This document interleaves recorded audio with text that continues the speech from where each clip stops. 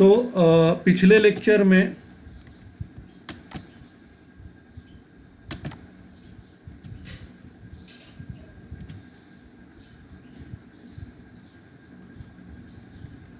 हम लोगों ने इंडिविजुअलिस्ट अप्रोच तक पढ़ा था।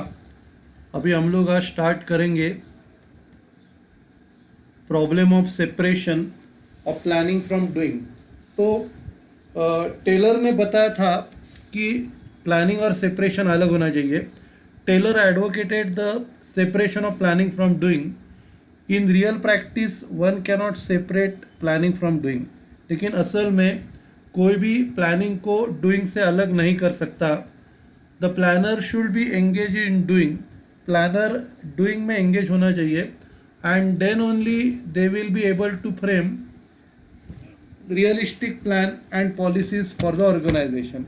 प्लानर कभी भी कुछ ना कुछ काम करने में बिजी होना चाहिए तो ही वो रियलिस्टिक प्लान और पॉलिसीज ऑर्गेनाइजेशन के लिए बना सकता है।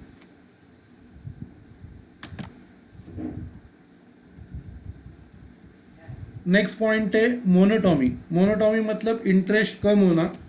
तो over specialisation and repetition of job leads to monotony और बोर्डम। तो अगर हम लोग ज़्यादा ही स्पेशलिस्ट हो गए किसी भी जॉब में तो उससे अपना इंटरेस्ट जाने लगता है या हम बोर होने लगते हैं। मोनोटॉमी में रिड्यूस वर्कर्स एफिशिएंसी। तो मोनोटॉमी के वजह से तो वर्कर्स लोगों की एफिशिएंसी भी कम हो सकती है। Monotony may also leads to absenteeism and labour turnover. मतलब लोग एब्सेंट होने लग जाते हैं या वो ऑर्गेनाइजेशन छोड़ना चालू करते हैं। लेबर टर्नओवर मतलब ऑर्गेनाइजेशन छोड़ना या एब्सेंट रहना चालू हो जाता है मोनोटोनी की वजह से। Nowadays to overcome the problem of monotony organisation adopt the concept of job redesign, job rotation, job enlargement, job enrichment etcetera. तो मोनोटोनी रोकने के लिए ऑर्गेनाइजेशन ने जॉब रीडिज़ाइन मतलब नया डिज़ाइन बनाना या जॉब बदलना, जॉब बढ़ाना या जॉब को थोड़ा एनरिचमेंट करना मतलब उसको थोड़ा स्टेटस क्रिएट करके देना। तो ये मोनोटोनी पॉइंट है। नेक्स्ट पॉइंट है lack of non monetary incentive. तो Taylor scientific management place over emphasis on wage incentive. तो टेलर का जो साइंटिफिक मैनेजमेंट है वो बहुत ज़्यादा फोकस करता है वेजेस इंसेंटिव के ऊपर। There was a lack of emphasis on non monetary incentive to the workers. Non monetary incentives के ऊपर बहुत कम फोकस किया था। However nowadays organization places emphasis not only on monetary incentives but also on non-monetary incentives such as work, good working condition, welfare facilities, workers participation in management etc. तो अभी क्या हो गया है, तो ऑर्गेनाइजेशन सिर्फ मॉनिटरी इंसेंटिव्स के ऊपर कॉन्सेंट्रेट नहीं कर रही है बल्कि नॉन मॉनिटरी इंसेंटिव्स भी दे रही है, जैसे अच्छे वर्किंग कंडीशन, वेलफेयर फैसिलिटीज़, बाद में वर्कर्स का मैनेजमेंट में पार्टिसिपेट करना, ये सब चल रहा है। तो इससे क्या होता है, वर्कर्स मोटिवेट हो जाते हैं और एफिशिएंसी बढ़ने लगती है। तो इसके बाद ये क्वेश्चन हो गया। अभी ये अगला क्वेश्चन है फ्यूल्स प्रिंसिपल्स ऑफ मैनेजमेंट। बहुत इंपॉर्टेंट क्वेश्चन है। तो अभी ये जो क्वेश्चन है, इन 1916 Henry Fayol provided a list of 14 principles of management in his book titled Industrial and General Administration। तो इसने हेनरी फेयोल ने 1916 में एक बुक लिखा था इंडस्ट्रियल एंड जनरल एडमिनिस्ट्रेशन। उसने ये 14 प्रिंसिपल्स मैनेजमेंट के बताए। Fayol stated that all managers in all organization whether large or small need to follow the principles or guidelines in managing business affairs। तो उसने ये लिखा था कि कौन सा भी छोटा बड़ा ऑर्गेनाइजेशन हो उनको ये 14 प्रिंसिपल्स फॉलो करने हैं। तो अभी हम लोग 14 प्रिंसिपल्स देखते हैं। सबसे पहला जो पॉइंट है डिवीजन ऑफ वर्क, मतलब काम लोगों में बांटना। The work in an organization must be divided among individuals and department. तो जो काम है वो अपने को लोगों में बांटना है और डिपार्टमेंट में बांटना है। हर एक डिपार्टमेंट में कुछ काम देना है, हर एक डिपार्टमेंट के हर एक आदमी को कुछ ना कुछ काम अपने को देना है। तो इससे क्या होता है, division of work leads to specialization. काम बांटने से क्या होता है, स्पेशलाइजेशन होता है।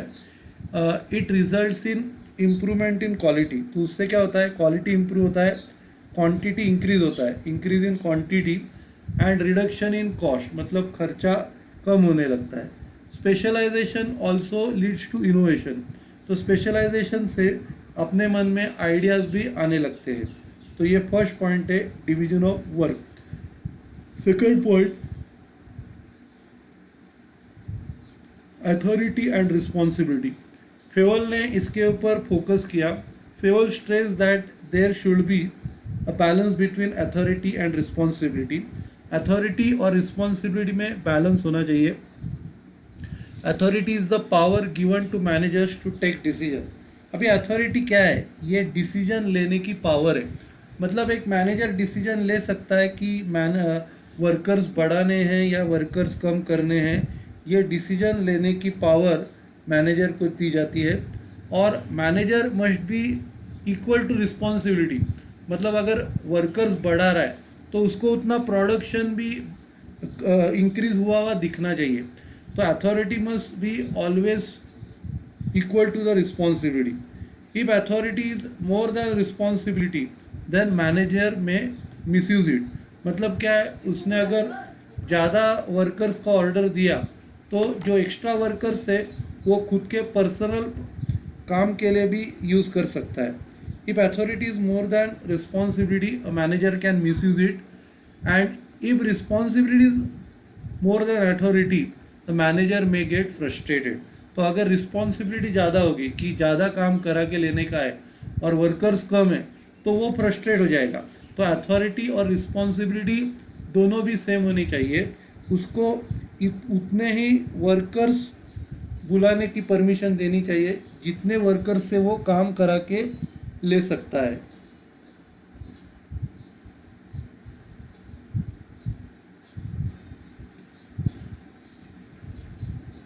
Fayol stress the need for discipline in an organization. उसने डिसिप्लिन के ऊपर फोकस किया। Discipline needs to follow from top level to lower level in the organization. Discipline पूरे ऑर्गेनाइजेशन में फॉलो होना चाहिए, ऊपर के लेवल से नीचे के लेवल तक। Discipline not only involves obedience of rules and regulations of the organization, but most importantly it involves application and dedication on the part of managers and others. तो डिसिप्लिन में सिर्फ रूल्स एंड रेगुलेशन का पालन करना इतना ही नहीं है, लेकिन उसमें उसका डिसिप्लिन का एप्लीकेशन करना चाहिए और मैनेजर्स और बाकी के लोगों का उसमें डेडिकेशन भी होना चाहिए। आप क्या करो, इधर तक पढ़ के लो।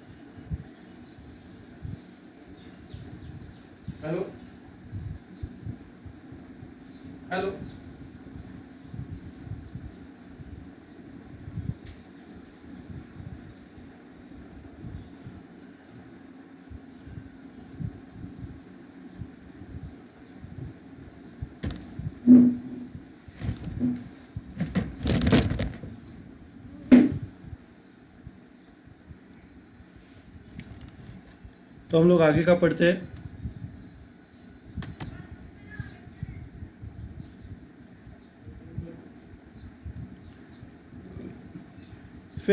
Fayol wrote that the best means of maintaining discipline is to have discipline superior at all levels. अभी डिसिप्लिन कैसे फॉलो होना चाहिए ऑर्गेनाइजेशन में, उसके ऊपर फ्योल लिखते हैं कि पूरे सभी लेवल्स में जो सुपीरियर से वो डिसिप्लिन होने चाहिए। सबसे पहला अपना जो लोग दूसरे को डिसिप्लिन सिखाने वाले हैं उनको खुद के पास डिसिप्लिन होना चाहिए। सेकंड है clean and fair policies and practices. जो भी वो पॉलिसी अडॉप्ट करने जा रहे वो क्लियर और फेयर, मतलब सबके लिए सेम होनी चाहिए, किसी के ऊपर इनजस्टिस होना नहीं चाहिए। फिर नेक्स्ट पॉइंट है unity of command. Unity of command का मतलब है a subordinate should receive orders from one superior.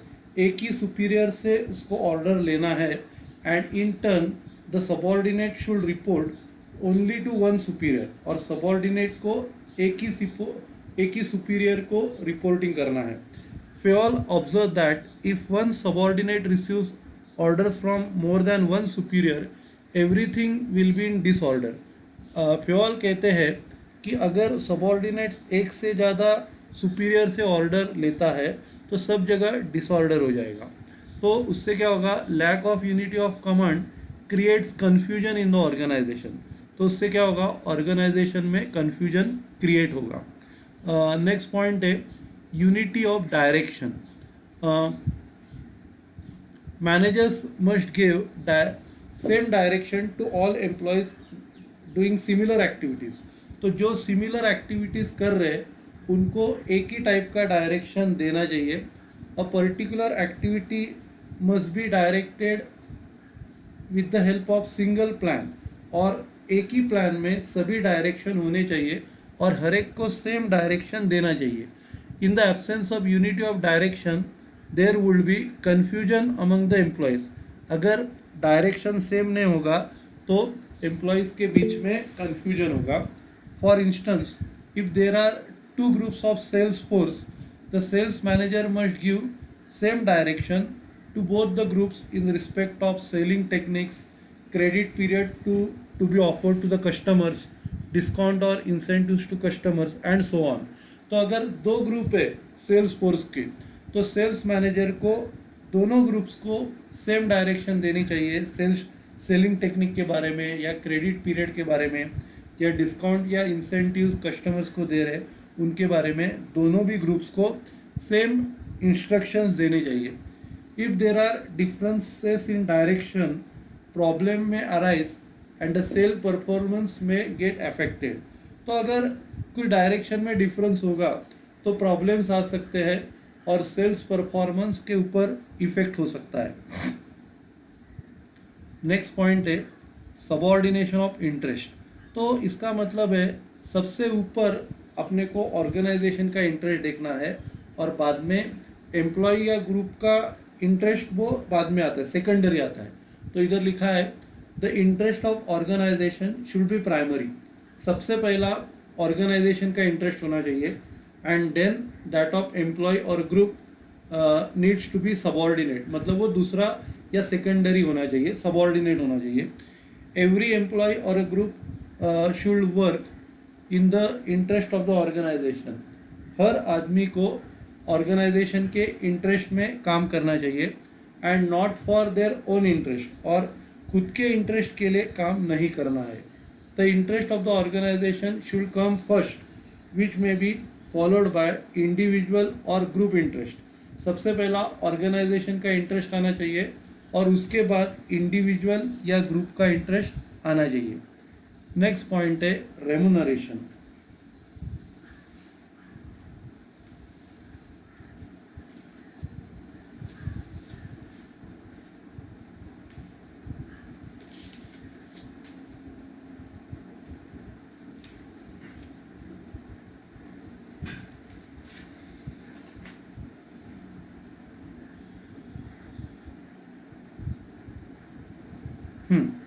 Remuneration जो पॉइंट है wages and salary should be fair.